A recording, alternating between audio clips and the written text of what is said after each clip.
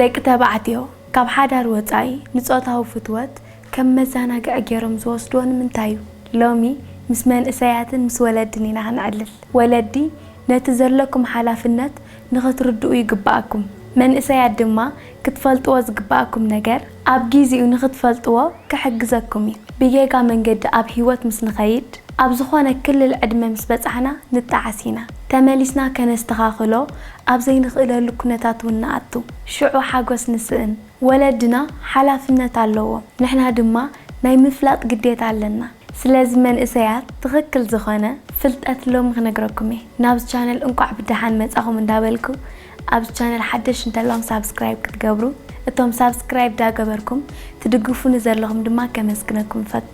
ነቲ በቢግዚኡ ዝፍንወልኩም ቪድዮታት ብቐሊሉ መታን ንኽትረኽብዎ ከዓ ነታ ናይ ቃጭል ምልክት ጠውቑ ኢኹም። ሰናይ ምክትታል። ቀዳማይ ወለዶም ዝተፋትሑ መንእሰያት ጾታዊ ርክብ ቀልጢፎም ይጅምሩ። ምክንያቱ ድማ ብሰንኪ ናይ ወለዶም ምፍልላይ ፍቕሪ ወይ ሓዳር ዝበሃል ነገር ንዕኦም ትርጉም የብሉን። ጽቡቕ ናይ ፍቕሪ ዝምድና ወይ ጥዑይ ሓዳር ንምስራት ድሌትን ህንጡይነትን ኣይሓድሮምን። ወለዶም ስለ ዝተፈላለዩ መብዛሕትኦም ምስ ተሓቶም ሓዳር እንታይ እዩ? ፍቕሪ ኸ እንታይ እዩ? ወለደይ ከማን ተፈላለዮም የለውን ዶ? ብዙሓት ዝፋተው ሰባት ይፈላለዩ እዮም። ስለዚ ምፍልላይ ስለ ዘይደልዩ ህይወተይ እንጆይ ክገብሮ እየ ዝደሊ እዮም ዝብሉ። ብተወሳኺ ተፈላለዮም ከለው ቆልዑት ዘዕብዩ ወለዲ ጊዜ ስለ ዘይብሎም ጥዕና ዘለዎ ህይወት ስለ ዘይመርሑ ንደቆም ጥዑይ ምኽሪ ዝህብሉ ጊዜ ስለ ዘይብሎም ከምኡውን ተቆጻጺሮም ደቆም ኣበይ ከም ዝውዕሉ እንታይ ከም ዝገብሩ ምጽራይ ኣይክእሉን እዮም። ዝተፋትሑ ወለዲ ቁጣዓት እዮም፣ ሕጉሳት ኣይኮኑን፣ ሓዳሮም ተበቲኑ እዩ። ስለዚ ንደቆም ከምቲ ዝግባእ ጊዜን ፍቕርን ኣይህብዎምን እዮም። መብዛሕትአን ደቂ ኣንስትዮ ድማ ቀልጢፈን ናብ ርክብ ዝኣትዋ ካብ ዝተፋትሑ ቤተሰብ ዝመጻ እየን። እቲ ቀንዲ ምኽንያት መፋትሒ ብግልፂ ኣይፈልጥዎን እየን። በዚ ምኽንያት ድማ ህይወት ኣብ ጌጋ መንገዲ ትሓልፍ። ብሰንኪ ናይ ወለዶም ምፍልላይ ንሳቶም ጥዕና ዘለዎ ዝምድና ናይ ፍቕሪ ህይወትን ኣይህልዎምን። ካልኣይ ምኽንያት መንእሰያት ቀልጢፎም ናብ ጾታዊ ርክብ ዝድፍኡ ካብ ወለዶም ዘይምፍታው ስምዒት ዝስምዖም ተኾይኑ እዩ። ብወለዶም ዘይፍተው ኮይኑ ዝስምዖም መንእሰያት ኩሉ ግዜ ፍቕሪ ዝደልይዎ ካብ ደገ እዩ። ወለዶም መጀመርያ ናይ ፍቕሪ ትርጉም ስለ ዘይርኣይዎም ትኽክለኛ ዝኾነ መልክዕ የብሎምን። ንዕኦም ተፈትዮም ማለት ጓል ተኾይና ምስ ወዲ ምድቃስ፣ ወዲ ተኾይኑ ድማ ከምኡ ምስ ብዙሓት ደቂ ኣንስትዮ ምዛር ማለት እዩ። ክትረኣይ ምድላይ እዚ ኩሉ ናይ ፍቕሪ ትርጉም ይመስሎም። ፍቕሪ ብትኽክል ዘይተረድኡ መንእሰያት ኣካላተን ወይ ኣካላቶም መሕሊፎም ንኻልእ ይህቡ። ብኣካላተን ጥራይ ፍቕሪ ክገዝኣ ከም ዝኽእላ ኮይኑ ይስምዐን። ብኣይፍቶን ዝብል ስምዒት ዝተጠቕዑ ብዙሓት መንእሰያት ኣብ ፈቐዶ ቤት መስተ ኣካላተን እንዳሸጣ እንዳርኣያ ንደቂ ተባዕትዮ ምስሓብ ክፍትና ከለዋ ንርኢ ኢና።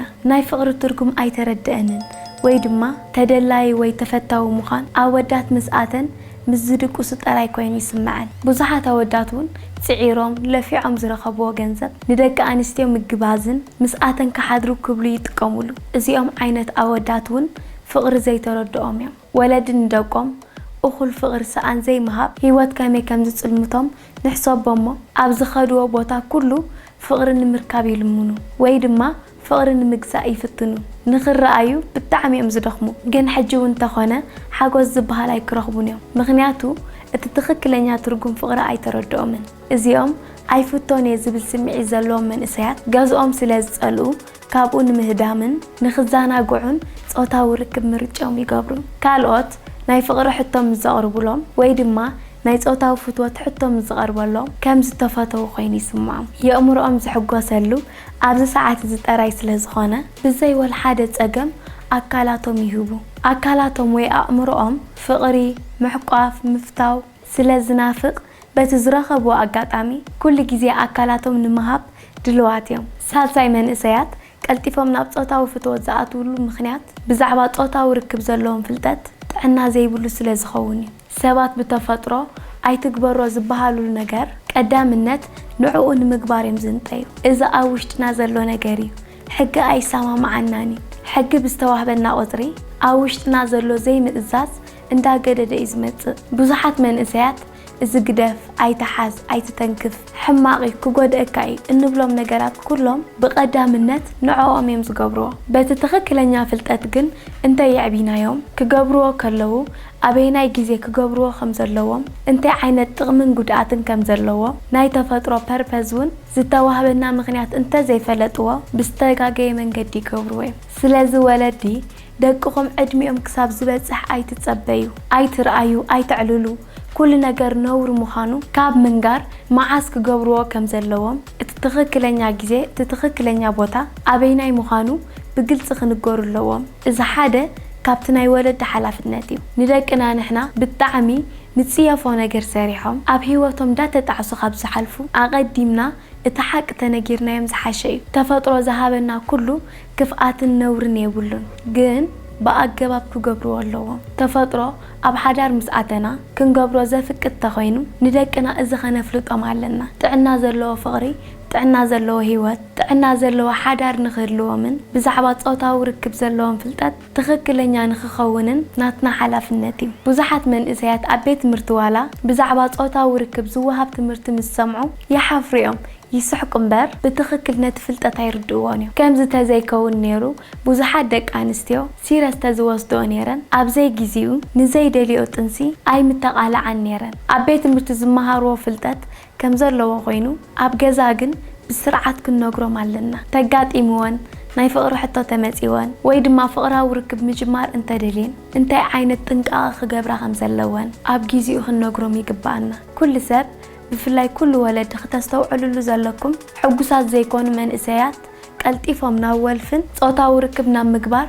كم زمرحيو كنرسو عزيبنا أزيو حلاف النت علنا ندقنا أبجيزيو تخكلنا نجيج عن نجارات مفلات اللوام نخول نجار سق انتيلنا يوم ويد ما كاب دقة كاب استفلالو يسبات زمهار تغينم زتجاجي فلتات يمسحزو حق زغانة فلتاتنا منجار حلاف النت ناي أي تكبروا نزبها لنا نجار نمقبار سلنه هو بزحات من إسيات بفلاي دك أنستيو كاب جزا ويكاب ولد نت أبزخنا له جزء نتستخل كلو نجارات بقدام النت كجبرو يدلع ناول فن صوتاو فتوة زقاتو من إسيات بزح جزء أب جزا بالطعم تأثيره بحياة تحاحزة بسيرس بيتسب زعبيه حنساب كاب جزا مسوطو لكع كم تأب جزا زرقانا يوم سنة سرعات جيروم زخوديز مثلنا جن بوزحات عينة سبات يمزلاليو بوزحات عينة من إسيات مسقاتهم يخونو حدش لمدتات أم مقبار يجمرو يقاتو يوطو والحدث قوات أرام يلن سلازي أي تكبروا زبلنا يوم نجارات بملو كم زفتنوا رجعتنا مخان لنا أقدمنا زيت أنكرنا يوم أقدمنا زي نجارنا يوم نجار ده حارس قدام ويد ما نعنا يحفرهم نايلنا كمليسنا نعام كم بدلنا تاتينا نقبرم هواتهم نخيب بالا شوجن أقدمنا خنقبرم زلنا نحنينا صوتا وركب بالطعم الكبر تفتراو هي بمخانو مزفتوا من مزفقروا من مزخبروا سبات حدار مسريتهم انجوي كغبروا خمس قبام كنسبكم علنا قول عز ولادولو عبد صقا خمس غونه ترديهم نخعابيو نمن اسيات كن مخرم علنا كم تفلتات مسان نبزحات سبات زباخن صبق فلتات أب جزء مس نفلت دما منقدنا بروح يخون نقبره كل نجار بفلتات نقبره عين ودغن عين تعسن انت تجاجناكو جزاء رأسنا مقرم الغالينا نمن إسيات أب جزء نبتحله